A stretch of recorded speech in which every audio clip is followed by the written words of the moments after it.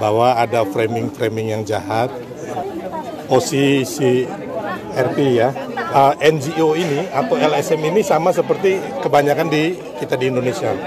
Dan mereka tidak pernah melakukan investigasi atau menemukan bukti-bukti atau data yang valid mengenai yang dituduhkan Pak Jokowi sebagai koruptor gitu loh. Saya sendiri mendapat sumber bahwa yang bermain ini adalah dari partai politiknya adalah Partai Dinasti Pedinya Perjuangan dan juga majalah Tempe, ya kan? Karena apa? Mereka ini memang ada hubungan ya, ada kolaborasi.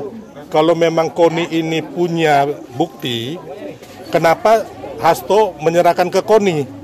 Ya kan, KONI ini siapa? Dan dia kan baru di PDIP. Setelah terusirlah dari Nasdem karena nggak dapat sesuatu di Nasdem ke timnya Ganjar, terus ke tim Pak Prabowo, ditolak oleh TKN kan, Bang Rosan.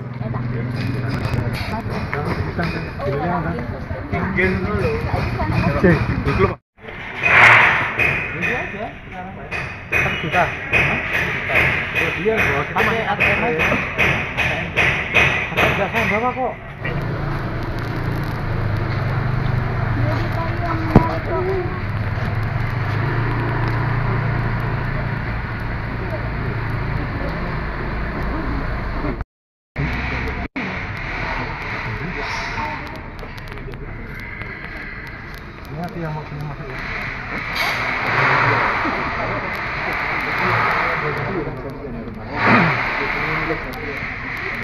Kelas ya? Istirahat dulu, tadi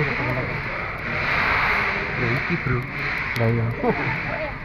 Tapi sudah.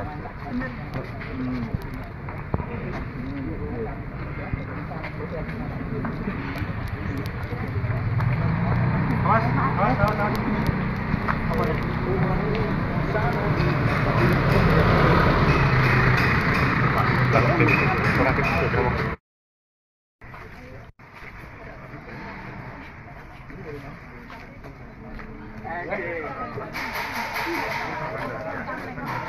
Kalian ya bareng-bareng ya.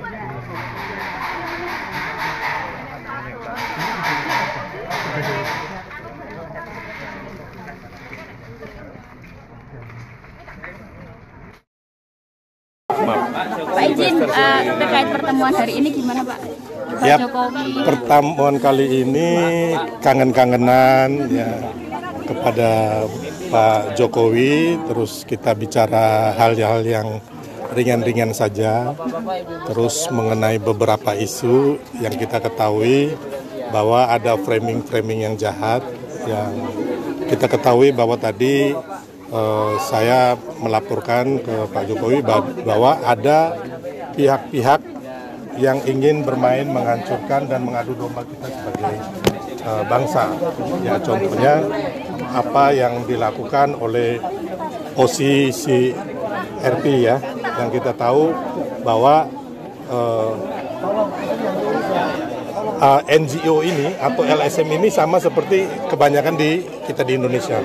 Dan mereka tidak pernah melakukan investigasi atau menemukan bukti-bukti atau data yang valid mengenai yang dituduhkan Pak Jokowi sebagai koruptor gitu loh. Ya.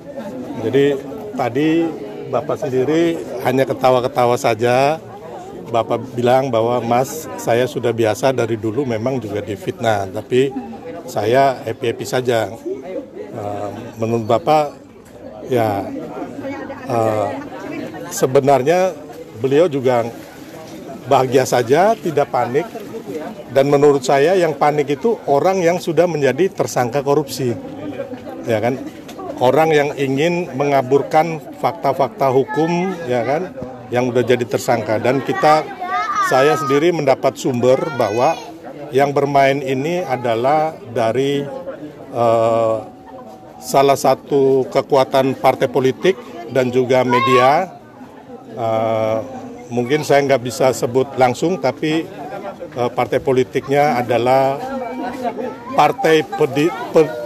Partai Dinasti Pedinya Perjuangan dan juga majalah Tempe, ya kan? Karena apa? Mereka ini memang ada hubungan ya, ada kolaborasi. Tapi sayangnya kembali lagi kita harus ingat kawan-kawan bahwa kemarin waktu Pilpres ada gugatan di MK itu antara 01 dan 03 juga tidak memberikan bukti-bukti yang jelas, ya kan, dan valid, dan fakta hukum tidak ada, makanya mereka kalah. Yang ada hanya seperti clipping-clipping dari koran atau media, ya. Dan kembali lagi kita ketahui bahwa investigasi nggak ada sama sekali, ya kan. Dan CRP ini adalah bukan lembaga resmi dunia, tapi hanya semacam NGO, dan mereka mengambil data itu dari survei Google Form. Ya, jadi lucu sekali ini. Jadi kembali lagi kita anak bangsa, ya kan, jangan sampai terkecoh mau diadu domba. Terus saya tanggapi sedikit juga tadi masalah saya tanyakan ada yang namanya Koni Rahakundini. Bapak bilang ya silakan buktikan kalau ada. Tapi menurut saya kalau memang Koni ini punya bukti, kenapa Hasto menyerahkan ke Koni? Ya kan, Koni ini siapa? Dan dia kan baru di PDIP.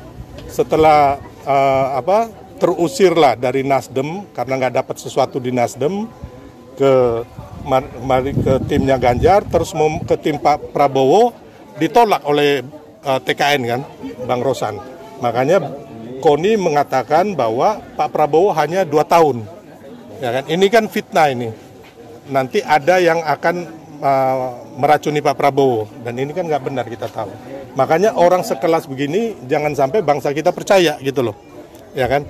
Dan kalau benar-benar ada, ya kan, Koni punya dokumen, ya kan. Kenapa dokumen ini, ya kan, harusnya kan bisa digugat di Indonesia, ya kan. Terus yang kedua, kenapa nggak dititipkan ke Bu Megawati atau Mbak Puan sebagai Ketua DPR atau Pak Budi Karya sebagai Menko Polhukam yang dulunya orang BIN, benar nggak kawan-kawan? Iya kan? Kenapa harus dititipkan seorang Koni yang kabur dari di Rusia karena takut menghadapi proses hukum atas pelaporan dari beberapa teman mengenai dia memfitnah bahwa polisi bisa mengakses Sirekap. Terus yang kedua, pelaporan dari Ketua TKN, Bang Rosan, mengenai bahwa Bang Rosan ada ngomong bahwa Pak Prabowo ini hanya bisa bertahan 2 tahun, ya diracun lah. Jadi kembali lagi kepada masyarakat, Pak Jokowi baik-baik saja, beliau sudah mencapai puncak daripada diri beliau sebagai presiden, 4 kali menang dari wali kota, gubernur, presiden 2 kali, terus kemarin mengendos Pak Prabowo dan Mas Gibran jadi, terus banyak juga teman-teman gubernur, teman-teman wali kota yang jadi, ya kan. Beliau sendiri sekarang happy bersama, lihat masyarakat, ya kan, menerima masyarakat, menerima kami semua, bersama keluarga juga bahagia gitu loh. Jadi beliau nggak terpengaruh. Jadi kalau mereka mengatakan Pak Jokowi panik, Pak Jokowi penyebab semuanya ini, yang panik itu yang korupsi, yang sudah jadi tersangka korupsi, ya kan. Ini kan orang lagi happy, gimana mau panik gitu loh. Jadi yang panik ini adalah orang yang tertimpa musibah, dijadikan tersangka karena sudah mengkhianati rakyat dan mengkhianati bapak bangsa kita, yaitu Bung Karno. Ya kawan-kawan, jadi saya katakan bahwa yang benar pasti benar, kebenaran itu akan mencari jalannya sendiri. Dan jangan lupa, jangan pernah melawan atau mau menzolimin orang baik dan benar. Tuhan itu tidak tidur. Ya, jadi kawan-kawan, begitu saja tadi perbincangan saya sama Bapak Presiden. Terima kasih kawan-kawan sudah hadir, termasuk terima kasih sudah tadi diterima oleh Bapak Presiden ke-7 ya, Bapak Joko Widodo. Ya, terima kasih Pak.